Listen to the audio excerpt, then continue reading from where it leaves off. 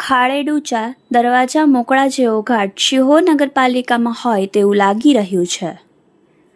રાજકોટ અગ્નિકાંડના બનાવ બાદ શિહોર નગરપાલિકાએ પણ ઘોર નિંદ્રા ત્યજી હોય તેવું લાગી રહ્યું છે. શિહોર નગરપાલિકા વિસ્તારમાં ફાયર સેફટીના સાધનોની આજરોજ ચકાસણી ટીમ દ્વારા ચકાસણી કરવામાં આવી હતી. ચીફ ઓફિસરની અધ્યક્ષતામાં fire officer, police officer, municipal engineer, PGVCL engineer સાથે નગરપાલિકા સ્ટાફની સંયુક્ત ટીમ સાથે ફાયર સેફટી ચેકિંગ હાથ ધરવામાં આવ્યું છે, જેમાં hotel, hospital, guest house, party plot વગેરેને ત્યાં તપાસ હાથ ધરવામાં આવેલ. જ્યાં ફાયરના સાધનો લગાડેલા હતા ત્યાં સિસ્ટમ ચેક કરવામાં આવી. જ્યાં ફાયર સાધનો ફિટિંગ નથી કરવામાં આવ્યા ત્યાં નોટિસ આપવામાં આવી હતી. જો કે નગરપાલિકા સંચાલિત ટાઉન હોલ આ બાબત બાકાત રાખવામાં આવ્યો હતો. મોટાભાગના સરકારી કાર્યક્રમો હોય કે કોઈ સામાજિક ધાર્મિક કાર્યક્રમો બહુ મોટા પ્રમાણમાં અનુકૂળતાના કારણે અહીં જ થતા હોય છે. લગભગ 400 થી 500 જેટલા માણસો હોલમાં આરામથી બેસી શકે એટલી કેપેસિટી ધરાવે છે, પરંતુ અહીં સરકારી ગાઈડલાઇનનું બિલકુલ પાલન થતું નથી.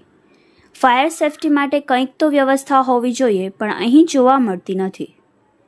ખાસ કહેવા જઈએ તો શિહોરમાં એક પણ મિલકત સીલ મારવા યોગ્ય નગરપાલિકાને અને ફાયર વિભાગને જણાઈ નથી અને સીલ પણ મારવામાં આવ્યું નથી. ફક્ત નોટિસ આપી સંતોષ માની લીધો હોય તેવું જોવા મળી રહ્યું છે. ખરેખર શિહોર તટસ્થતાથી સરકારી ગાઈડલાઇનનું પાલન કરવામાં અવ્વલ નંબરે છે કે પછી તપાસના નામે કામગીરી બતાવી રહ્યા છે તેવું લોકમુખે ચર્ચાઈ રહ્યું છે.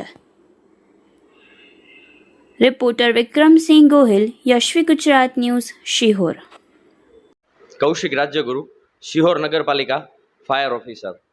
રાજકોટ જે ઘટના ઘટી ગયેલ છે એના ભાગરૂપે શિહોર નગરપાલિકા વિસ્તારમાં ફાયર સેફટીની ચકાસણીનો ઝુંબેશ હાલ ચાલુ છે.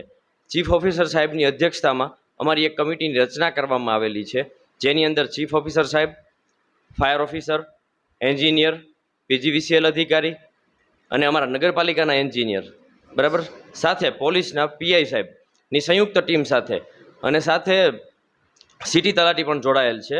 સંયુક્ત ટીમ સાથે અમે કામગીરી કરીએ છીએ. બધી જ વસાહતો જેમ કે restaurant, hotel, tuition classes, guest house, બધી જગ્યા પર હાલ ચેકિંગ ચાલુ છે.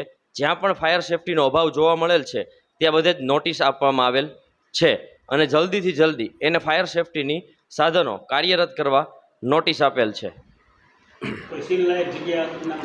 હાલ કોઈ સીલ લાયક જોવા મળેલ નથી, પણ જે જગ્યાએ ફાયર સેફટીના મુદ્દા ઓછા જોવા મળેલ છે ત્યાં એને પૂર્તતા કરવા માટે નોટિસ આપેલી છે.